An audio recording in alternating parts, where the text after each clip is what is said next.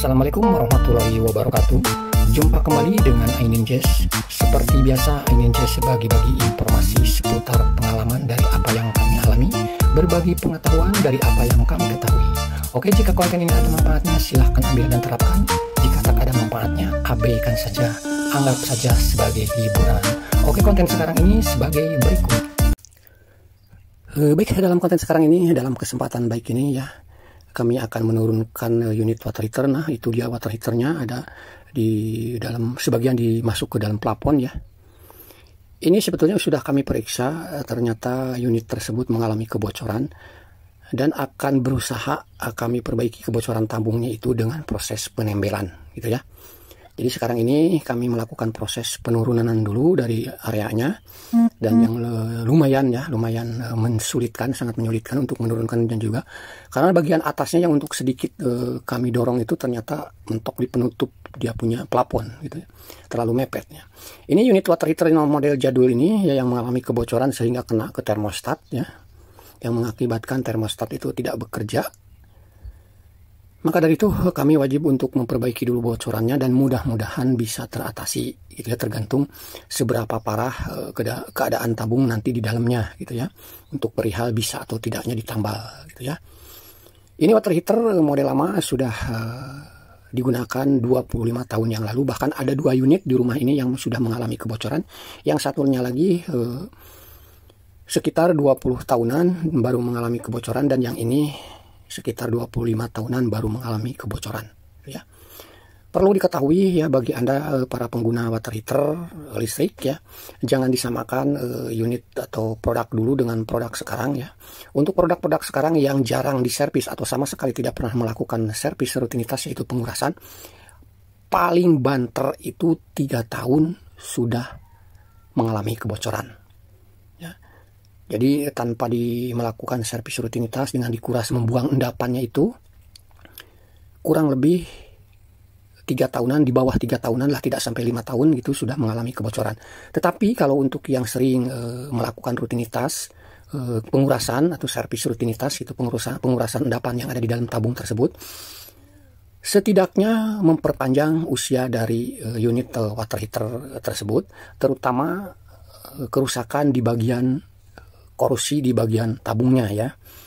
Jadi kalau saya perhatikan ya, produk-produk dulu gitu ya, bisa bertahan puluhan tahun. Nah, sementara produk-produk sekarang ini hampir sama ya, semua produk itu hampir sama.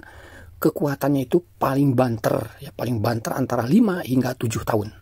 Itu pun dengan catatan 6 bulan sekali untuk air yang mempergunakan air tanah, air sumur, 6 bulan sekali itu dilakukan pengurasan. Dan untuk air PDAM atau air pump itu minimal 1 kali dalam setahun itu sudah melakukan proses pengurasan. Ya, setahun sekali untuk air PDAM dan 6 bulan sekali untuk air sumur. Ya, jadi perlu diketahui ya, bagi yang para pengguna water heater, jika usia unit water heater ingin begitu panjang ya, setidaknya bisa bertahan 5 hingga 7 tahunan, lakukanlah proses servis rutinitas. Siapa yang bisa melakukan proses rutinitas itu? Siapa saja. Yang penting itu adalah teknisi. Karena sekarang itu banyak teknisi-teknisi yang segala macam bisa ya. Dari mulai AC apa segala macam, sehingga ke pengurasan unit water heater. Mungkin Anda juga punya pelanggan gitu ya. Oke, kita lanjut ini proses penurunannya. Nah, sudah... Nah, seperti inilah ya. Di sini kami ada 2 unit ya. Pas kebetulan ini yang dulu ya, belum sempat istilahnya, beliau minta diganti baru saja gitu ya. Ini kita mau coba tempel juga. Kalau masalah kropos body sih gampang lah, itu untuk bagian luar tuh gampang diperbaiki. Tetapi untuk masalah tabung nanti kita lihat dulu apakah masih layak untuk ditempel gitu ya. Oke, ini 2 unit water heater sudah biasa kita angkut dengan si kuda yang paling setia, si kuda merah ini ya.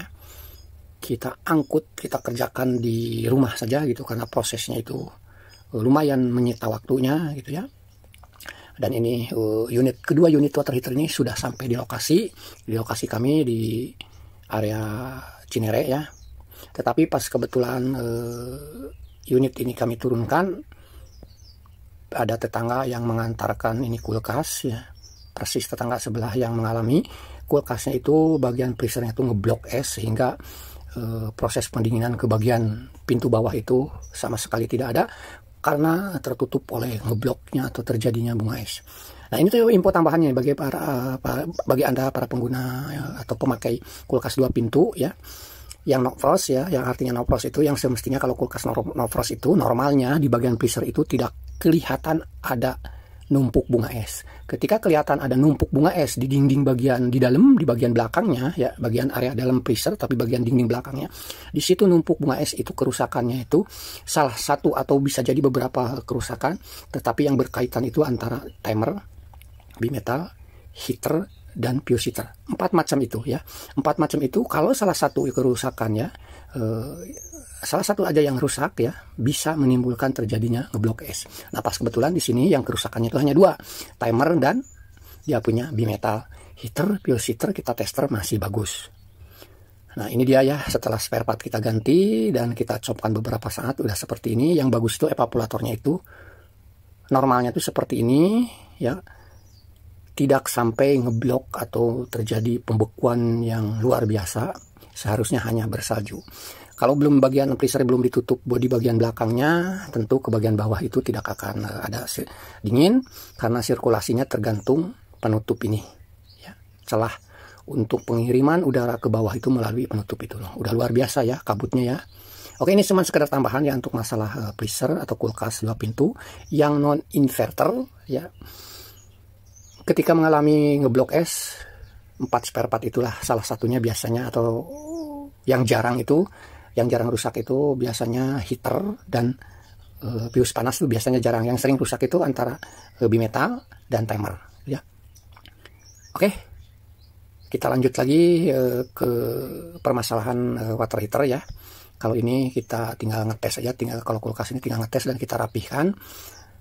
Lagi pula untuk mengerjakan water heater proses penambalan tidak ada di konten yang sekarang ini, mungkin di konten yang akan datang nanti kami publikasikan lagi, kami upload lagi proses-proses penembelan dia punya water heater tersebut gitu ya. Untuk sekonten sekarang ini atau boleh dikatakan sebagai vlog aja ya, proses pengangkutan pencopotan dia punya unit water heater yang siap untuk dicoba ditembel terlebih dahulu. Ini water heater yang sudah digunakan puluhan tahun. Oke, sampai di sini dulu untuk konten sekarang ini. Kita nanti sambung lagi di konten berikutnya perihal proses penembelan water heater tersebut. Dan nggak perlu khawatir, bagi Anda yang sudah melakukan subscribe serta mengaktifkan tombol loncengnya, tidak akan tertinggal setiap video-video yang kami upload. Pasti ada notifikasinya, pemberitahuan ke Anda yang sudah mengaktifkan tombol loncengnya serta sedang melakukan subscribe bahwa kami sudah mengupload video terbaru.